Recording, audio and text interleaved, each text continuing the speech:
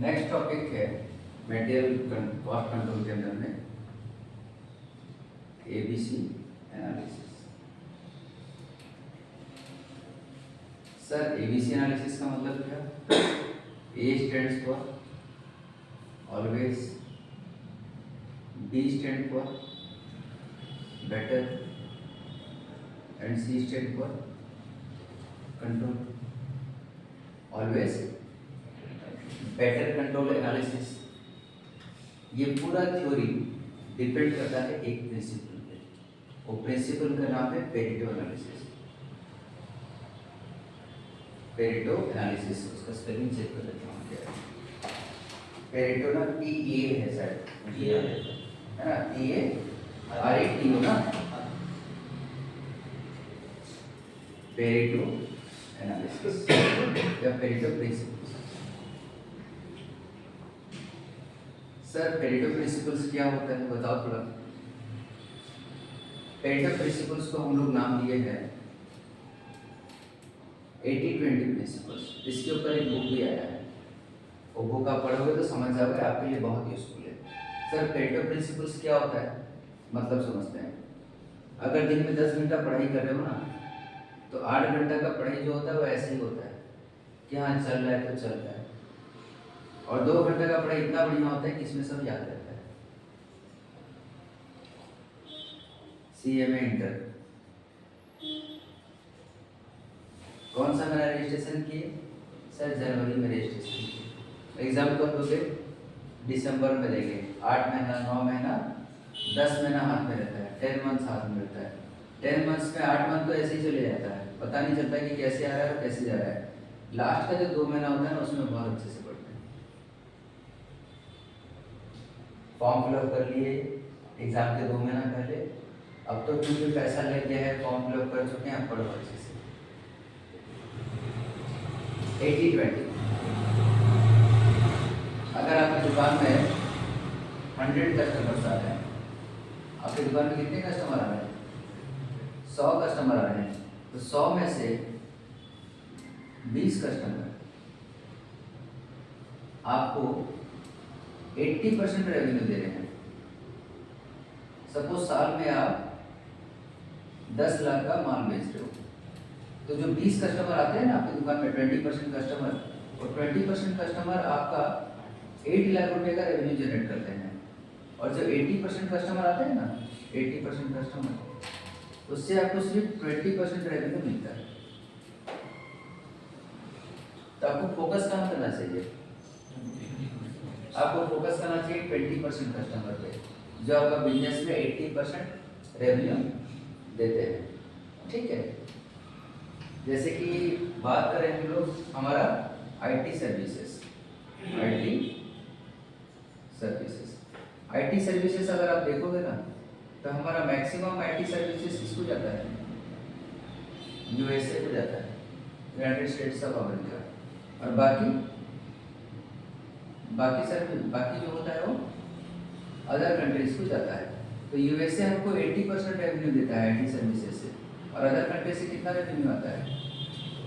20% revenue आता है। Infosys, Mindtree, TCS, happiest mind, है ना, सोनाटा सॉफ्टवेयर, ऐसे बहुत सारे ओरेकल्स, ऐसे बहुत सारे IT कंपनीज हैं। ये सारे IT कंपनीज मैक्सिमम सर्विसेज को देते हैं, USA को देते हैं। तो वहाँ से हमारा ट्रेड सरप्लस आता है। ट्रेड सरप्लस, हमारे पास जो एक्स्ट्रा पैसा है ना, वो IT सर्विसेज को एक्सपोर्ट करके आता है। तो पेरेटो प्रिंसिपल्स होता है। तो पेरेटो प्रिंसिपल्स क्या होता है? हमें जीवन में 20% चीजों से 80% बेनिफिट मिलता है, और 80% चीजों से सिर्फ 20% बेनिफिट मिलता है। समझ में आ रहा है? आपके घर में अगर 100 सामान है, तो जो 20 सामान है, 20 आइटम्स जो हैं, तो 20 आइटम्स आपके जीवन का 80% चीज़ों को कंट्रोल करता है, और 80 आइटम्स आपके जीवन के 20% चीज़ों को कंट्रोल करता है। इसलिए हमेशा फोकस किस पे करना चाहिए? 20% पे फोकस करो तो आपको 80% रिजल्ट मिलेगा। ठीक है।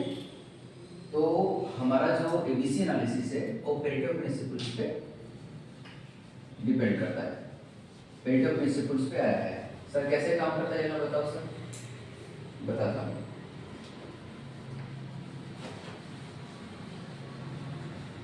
एग्जाम्पल लेते हैं, एग्जाम्पल लेते हैं तनिष्क का या फिर कल्याण ज्वेलर्स।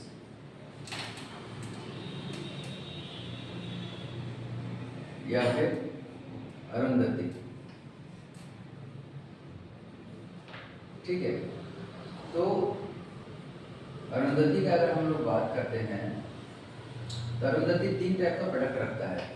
पहला प्रोडक्ट क्या रखता है? वो डायमंड। दूसरा क्या रहेगा? दूसरा क्या रहेगा? गोल्ड का प्रोडक्ट रहेगा। और तीसरा क्या रहेगा? सिल्वर का रहेगा। सिल्वर का काउंटर बड़ा सा है, सिल्वर का काउंटर बड़ा सा है, लेकिन सिल्वर लेने के जाने से आदमी कितना पैसा लेके जाएगा? 10,000। सिल्वर में सबसे बड़ा आइटम क्या रहता है आपका? आदमी पायल खरीदने जाता है शादी ब्याह के लिए, पायल कितना का रहता है? 10,000, 12,000, 15,000 में अच्छा पायल आ जाएगा। लेकिन सिल्वर का जो आइटम्स होता है, आइटम्स बहुत सारे होते हैं। जैसे पैर में बिछिया होता है वो बहुत सारे होते हैं, पायल बहुत सारे होते हैं। ठीक है। तो चांदी के आइटम्स होते हैं बहुत सारे। ठीक है। सपोज आइटम रहेंगे चांदी के 100 आइटम्स रहेंगे। ठीक है। लेकिन उसका वैल्यू कितना रहता है? सपोज अरुंधति ज्वेलर जो है, मान के चलते हैं, या तनिष्क या कल्याण, कोई भी ज्वेलर, सपोज 100 करोड़ का माल रखा है गोदाम में, अपना शोरूम में 100 करोड़ का माल रखा है। उसमें सिल्वर का आइटम कितना रहेगा? मान लेते हैं 100 रहेगा। उसका वैल्यू कितना रहेगा? 6%। तो 100 करोड़ का 6% मतलब 6 करोड़। तो सिल्वर मैक्सिमम 6 करोड़ का रहेगा। ठीक है। गोल्ड का आइटम कितना रहेगा? गोल्ड का आइटम मान रहेगा 25 आइटम रहेगा। ठीक है। मान लेते हैं 25 आइटम्स रहेंगे और इसके वैल्यू कितना रहेगा? सर 24% अप्रॉक्सीमेटली, मतलब 24 करोड़ का गोल्ड रहेगा। जैसे आप सोने का हार बात मान के चलते हैं, रानी हार। तो रानी हार अगर देखेंगे, इतना बड़ा रानी हार है 30 ग्राम का, तो 2 लाख 2.5 लाख रुपया पड़ेगा। उसके लिए बड़ा सा जगह चाहिए, एक मूर्ति का रहेगा शोरूम में, उसके गले में रानी हार रख के रहेगा, बड़ा सुंदर दिखते रहेगा। पर आप डायमंड पे जब जाओगे ना, एक तो बड़ा सा डायमंड एक में रखा रहेगा, बहुत सारा डायमंड रखा है, उसमें एक डायमंड बड़ा सा रहेगा, अच्छा लगा, पूछो कितना है, और बोलेगा 4 लाख रुपये का डायमंड। और डायमंड खरीद के तो डब्बा कितना बड़ा देगा? डायमंड का कितना बड़ा डब्बा देगा, लेकिन उसका वैल्यू कितना रहेगा? लगभग 4 करोड़ के आसपास रहेगा। तो डायमंड का जो आइटम सब रहेगा, या डायमंड जो स्पेस लेगा, वो कितना स्पेस लेगा? 6% आइटम्स डायमंड का रहेगा, या वो स्पेस लेगा आपका शोरूम में सिर्फ 6%, लेकिन उसका वैल्यू कितना रहेगा? लगभग 70% उसका वैल्यू रहेगा, मतलब 70 करोड़ का। तो अगर आप प्रॉपर वे में एनालिसिस करोगे किसी ज्वेलरी सेगमेंट को, एक ज्वेलरी शॉप को, तो उसमें 3 कैटेगरी के आइटम रहते हैं, सिल्वर, गोल्ड और डायमंड। डायमंड के आइटम्स कम रहेंगे, काउंटर छोटा सा रहेगा, आइटम्स कम रहेंगे, लेकिन वो आइटम्स का वैल्यू बहुत ज़्यादा रहता है। गोल्ड का जितना आइटम्स रहेगा उतना उसका वैल्यू रहेगा, 20-25% जगह गोल्ड रहेगा, और उसका वैल्यू भी 20-25% रहेगा टोटल शोरूम का वैल्यू का, जितना स्टॉक रखा हुआ है। ठीक है। और सिल्वर आइटम्स बहुत सारा रहता है, लेकिन उसका वैल्यू बहुत कम रहता है। तो सबसे ज़्यादा फोकस कौन से एरिया में रहेगा कि कहाँ पर हमारा लॉस ज़्यादा हो सकता है? जो हाई वैल्यू आइटम्स है, basically diamonds are high value items.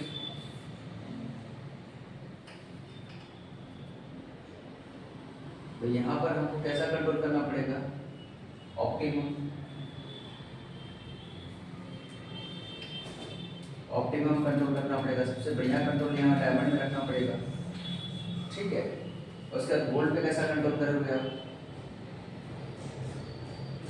Reasonable control gold पे रखोगे, गोल्ड का काउंटर रहेगा, आदमी देखते रहेंगे, सेल्समैन 2-3 रहेंगे, लेडीज लोग ट्राई कर रहे हैं, काम का ट्राई कर रहे हैं। जब आप सामान निकाल के रख रहे हो तो उसका वेट देख लो। जब सामान निकाल के बाहर रखा जाता है तो कान का रखा गया 10 आइटम, उसका वेट देख लेते हैं कितना, नहीं उसका वेट है 100 ग्राम है। तो जब सब कोई खरीदारी हो जाएगा तो उसके बाद उसका वेट फिर से चेक किया जाता है कि 100 ग्राम का वैल्यू था, 30 ग्राम बिक्री हो गया, तो यहाँ रहना कितना चाहिए था, 70 ग्राम रहना चाहिए था। और अगर थोड़ा सा गड़बड़ हुआ तो स्टाफ का चेकिंग होगा, सीसीटीवी कैमरा चेक करेंगे, उसमें देखेंगे क्या कोई कस्टमर या कोई आया था जो गोल्ड इधर उधर कर दिया है, तो उसके लिए थोड़ा हमारा रीजनेबल कंट्रोल रहेगा इसमें।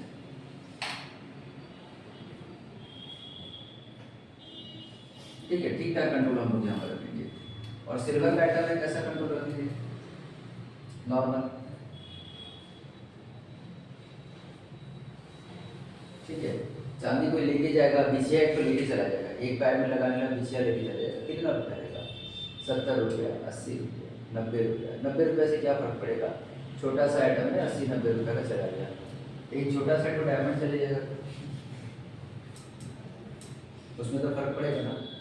तो इसीलिए पेरेटो प्रिंसिपल क्या बोलता है, हमारा 20% आइटम जो होता है ना, वो शोरूम का 80% वैल्यू रखता है, और 80% आइटम हमारा शोरूम का सिर्फ 20% वैल्यू रखता है। इसलिए हमको जो हाई वैल्यू आइटम्स होता है उस पर ज़्यादा फोकस करना चाहिए, उसका कॉस्ट कंट्रोल पे ध्यान देना चाहिए, उसका मेंटेनेंस पे, उसका स्टोर्स पे, सब कुछ पे ध्यान देना चाहिए। इसी प्रिंसिपल को हम बोलते हैं एबीसी एनालिसिस, ठीक है। अब उसका थ्योरी क्या दिया है, थ्योरी पढ़ेंगे थोड़ा बहुत, कितना नंबर पेज है बताओ, 74, ओके।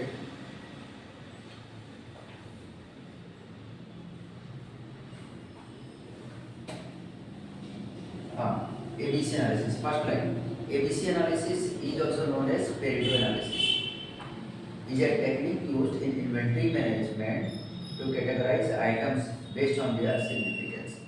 पेरेटो प्रिंसिपल से बोलता है आइटम सबको हम लोग 3 कैटेगरी में डिवाइड कर देंगे, उसका इंपॉर्टेंस को देखिए। The analysis is named after the Pareto principle, which states that roughly 80% of the efforts come from 20% of the cost. आप दिन भर में जो 20% काम करते हो ना ध्यान से, उससे तुम्हारा जिंदगी 80% कंट्रोल होता है। जैसे तुम्हारे दिन में 24 घंटा होता है, 24 घंटा में आप 2 घंटा 3 घंटा यहाँ पर आते हो पढ़ने के लिए, कितना परसेंट हो, 3 घंटा यहाँ पढ़ते हो, 3 घंटा घर में पढ़ते हो, 3 और 3 6 घंटा पढ़ते हो टोटल, मान के चलते हैं 6 आवर आपने पढ़ाई किया, टोटल 24 आवर्स है, इंटू 100 कितना परसेंट हुआ, 25%। और बाकी दिन में जो आप 75% स्पेंड करते हो, जैसे कि सोते हो, खाते हो, यूट्यूब में जाके वीडियो सब देखते हो, पिक्चर देखते हो, इंस्टाग्राम में जाते हो, फेसबुक में फ़ोटो लाइक करते हो, दोस्त लोग से रोड के ऊपर खड़े होकर आधा 1 घंटा 2 घंटा बात करते हो, फ़ोन में 2-3 घंटा बात करते हो, पबजी खेलते हो। तो ये जो 75% तुम्हारा टाइम होता है ना, इससे तुम्हारा आउटपुट सिर्फ और सिर्फ 20% आता है। और जो तुम्हारा 20% या 25% टाइम देते हो ना स्टडी के लिए, इससे तुम्हारा ज़िंदगी को 80% नियंत्रण किया जाता है। तुम्हारा लाइफ आने वाले समय में कैसे कंट्रोल होगा, ये टाइम को बढ़िया यूटिलाइज करोगे। अगर ये टाइम तुमने वेस्ट कर दिया तो आने वाला तुम्हारा 80% लाइफ में परेशानी बढ़ जाएगा। This is called Pareto principles. तो एबीसी एनालिसिस में ये बोलता है कि हमारे बिजनेस में भी 3 कैटेगरी के स्टॉक रहते हैं। एक होता है small percentage of items, items का परसेंटेज क्या रहेगा, स्मॉल रहेगा, लेकिन वो बहुत हाई वैल्यू रहेगा। Category B relatively less important रहता है आइटम में, आइटम है से थोड़ा सा आइटम भी लेस इंपॉर्टेंट रहेगा, लेकिन इसका भी थोड़ा सा वैल्यू रहता है, लगभग 24-25%। और कैटेगरी सी जो होता है, they are large in numbers, category C large in numbers but उनका वैल्यू बहुत कम रहता है। देख लो उसमें एग्जांपल दिया है, 3 कैटेगरी है, ए बी और सी। ए कितना परसेंट आइटम्स रखा है? 6%, ठीक है। और इसका वैल्यू कितना दिया है? 70%। 6% आइटम्स है, लेकिन उसका वैल्यू कितना रहेगा? अप्रॉक्सीमेटली 70% रहेगा। और सिल्वर जो 100% आइटम रहेगा, 100 आइटम रहेगा, उसका वैल्यू कितना रहेगा? 5 से 6% से ज़्यादा रहेगा। This is called ABC analysis. Hope exam में गिरेगा तो तुम एक लाइन जरूर पेरेटो प्रिंसिपल्स के बारे में लिखोगे। एक लाइन एबीसी एनालिसिस का फुल फॉर्म जरूर लिखोगे। इसका फुल फॉर्म क्या है? सेकंड पेरेटो प्रिंसिपल्स के ऊपर ये टिका हुआ है, ये लिखोगे। थर्ड एक डायग्राम बना सकते हो तुम लोग ऐसे करके कि हाँ ये शोरूम सब है, इसमें 3 कैटेगरी के आइटम्स होते हैं और ऐसा ऐसा उसका वैल्यू होता है। क्योंकि डायमंड में बहुत ज़्यादा वैल्यू होता है, हाई कॉस्ट आइटम, इसमें हमारा कंट्रोल मैक्सिमम होना चाहिए। ठीक है, चलो बढ़िया।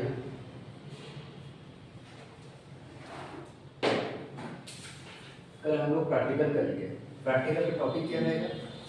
प्रैक्टिकल रहेगा इकोनॉमिक ऑर्डरिंग क्वांटिटी का। प्रैक्टिकल में क्या पढ़ेंगे?